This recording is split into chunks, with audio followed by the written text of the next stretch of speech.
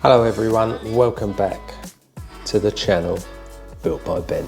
We are back and I'm going to try my hardest to get you as many videos as possible throughout the next 6 months. We're going to really hit it hard.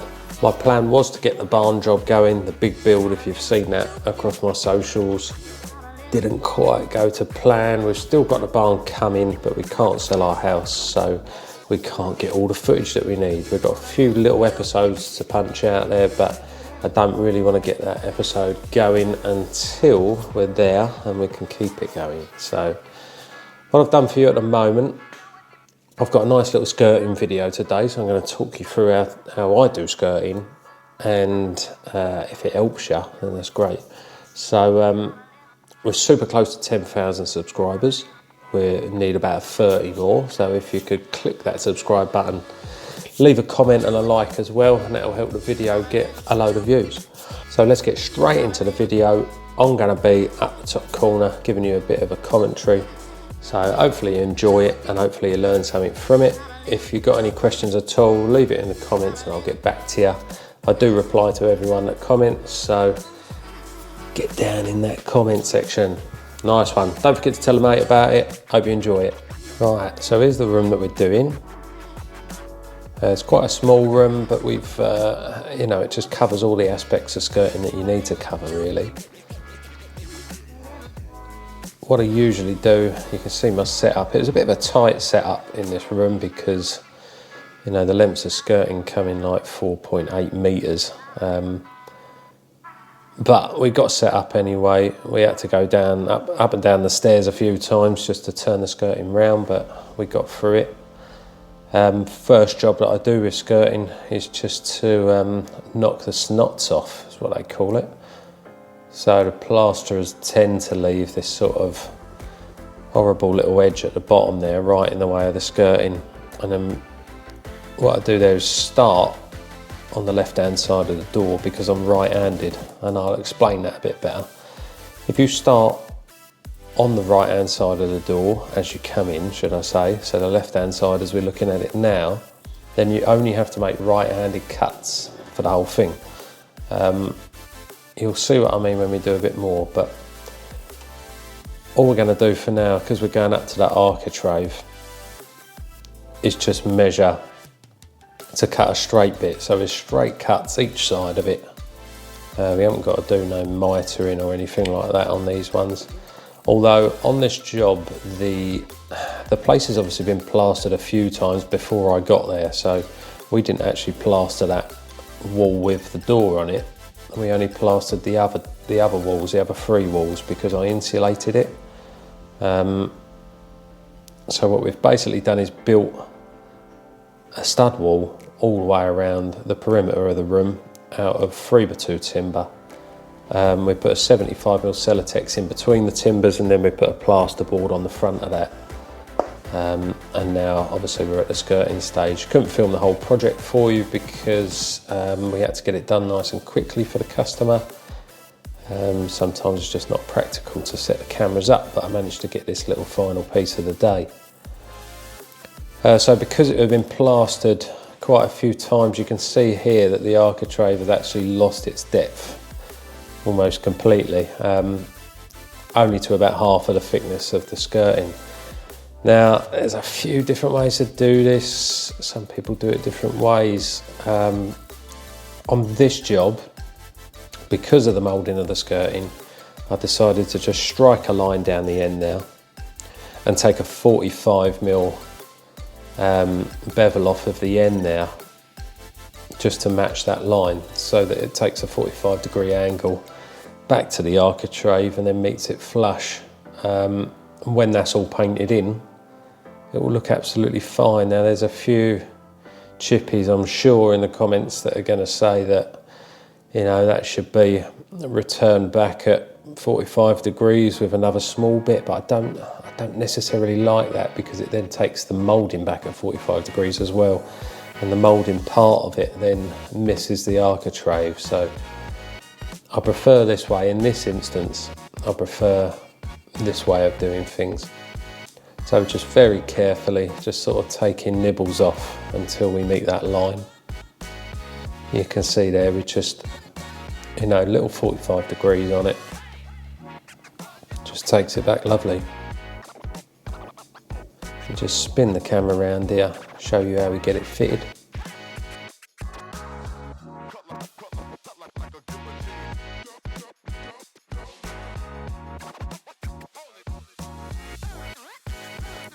So you can see that it goes back nicely.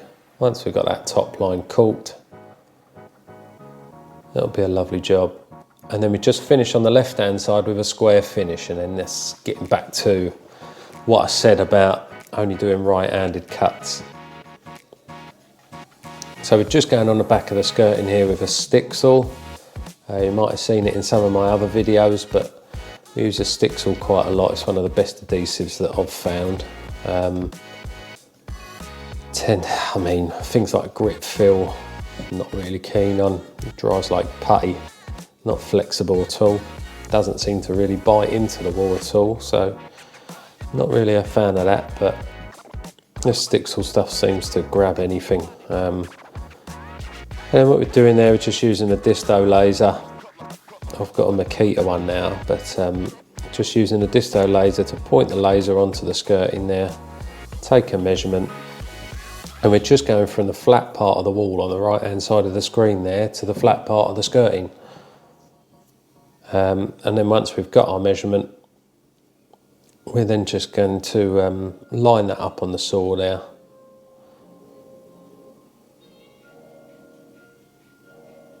But for now we're just going to do a 45 degree mitre on the end, just to get our line for the scribe. So if you didn't know this, because I only found this out recently, don't know why I didn't know it, but I'm a self-taught carpenter, so that's probably why. You take this 45 degrees off of the end of a bit of skirting, and especially with the MDF stuff, if it's painted white, then all you've got to do is then just take the brown piece off, as you can see me doing there, just cutting neatly down the, you know, where the painted bit starts, and that'll be a perfect scribe to then match up to your next bit of skirting. I used to just hover an offcut over the end of it and just try and pencil it in as close as possible and then cut it off, but this is just flawless every time. Another carpenter on a job showed me it, and I almost kicked myself for not using it more often, but yeah, now that I know how to do it, you can just carefully just scribe it out with a jigsaw, and then once you've hit all of them, once you've cut all of the brown part off, then you're good to go to butt that straight up to the other bit of skirting. And then what you can do, the long straight line that I've cut near my left thumb now, your next measurement comes from that point.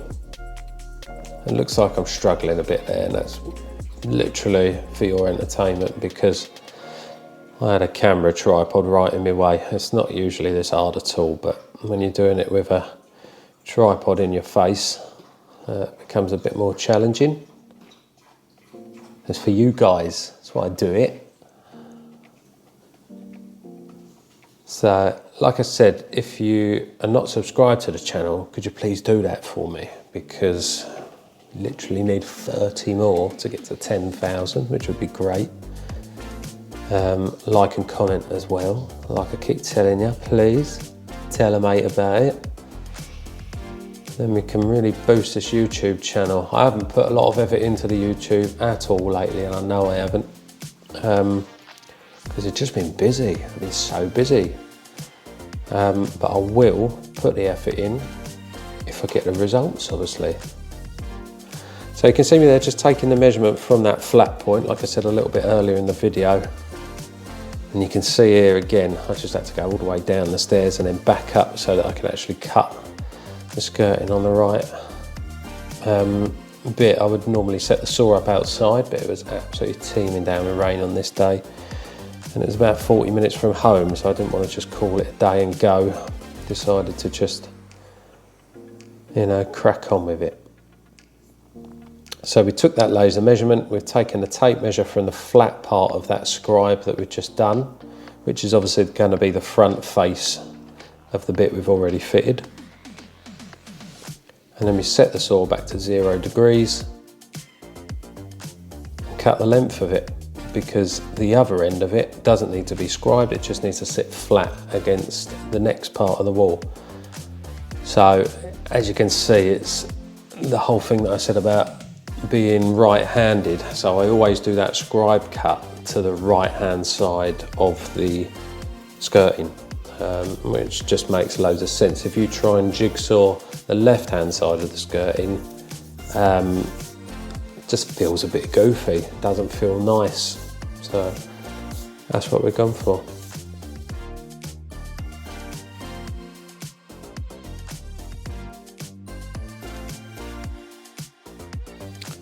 You can see there, we just get that back end over the door and over me.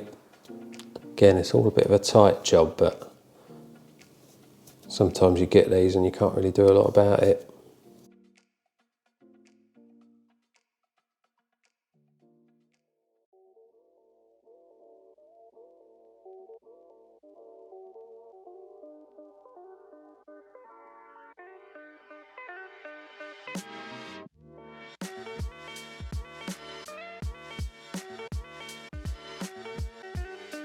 I like them to be a nice tight fit, so that you don't want them too tight, you don't want them crazy tight, because then you start to sort of break the corners of plaster. But I like to just spring them back a tiny bit.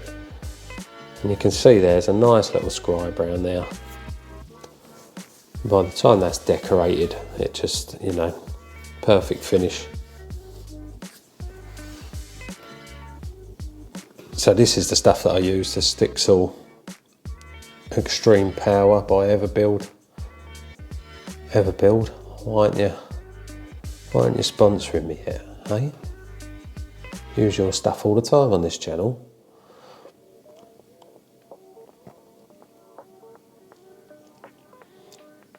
So again, we just go on the back of the skirt in here.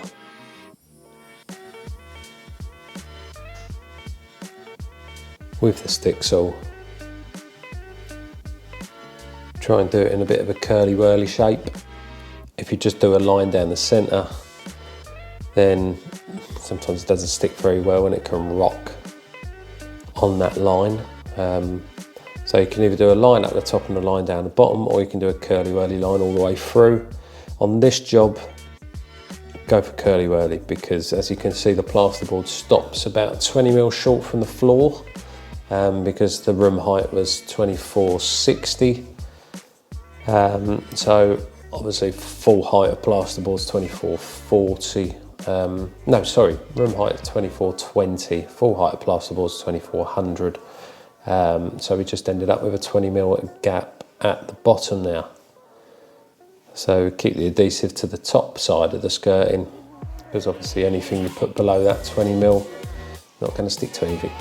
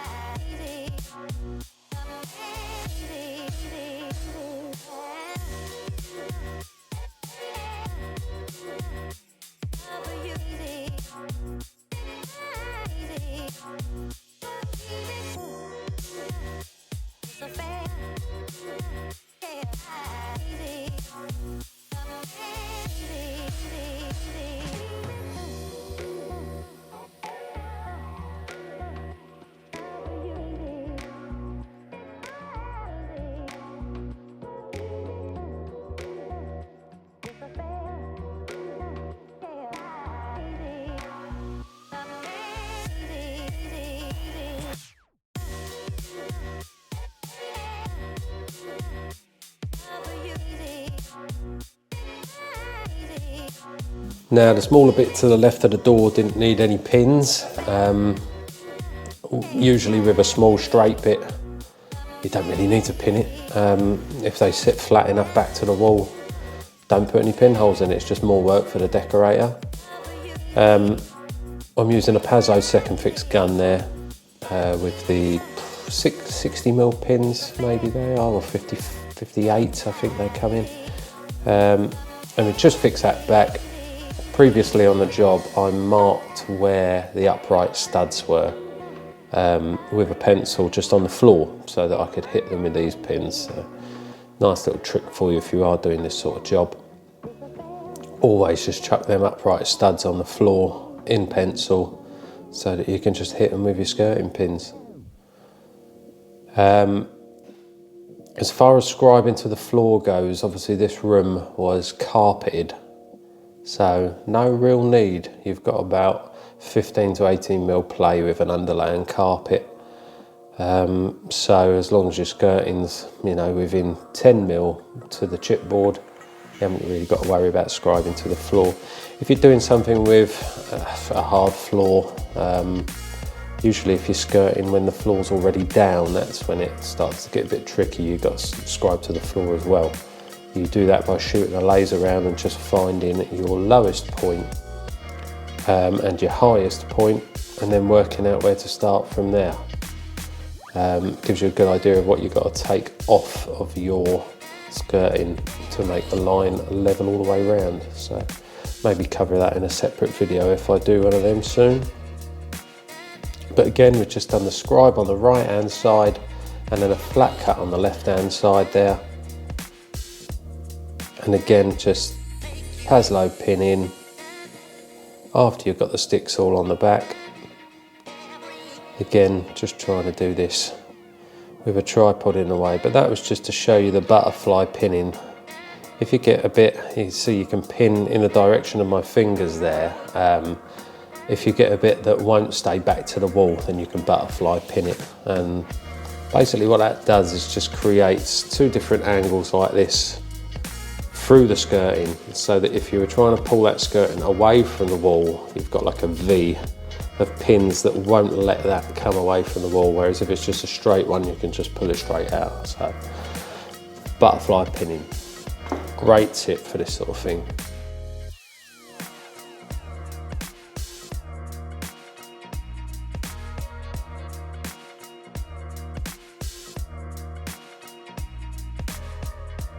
And we're just scribing the fourth piece in here.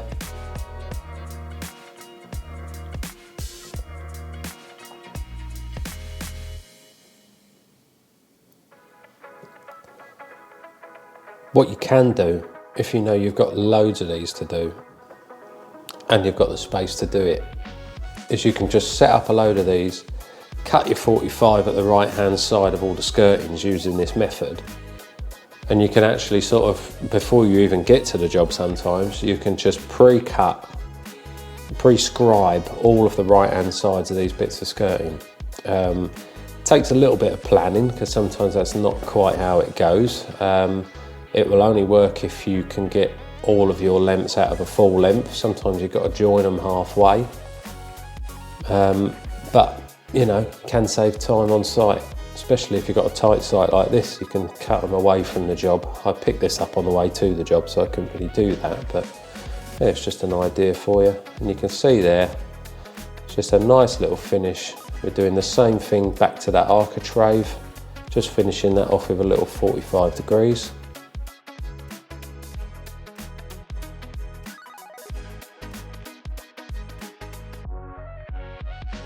So that's how we do it. We plonk that last piece in. Again, finished on the left hand side with that 45-degree bevel up to the architrave. Nice neat finish, all of the miters are tight. Hope you enjoyed the video again. Thanks for joining us. Sorry it's been so long. Like I said, I'm going to keep on banging these videos in.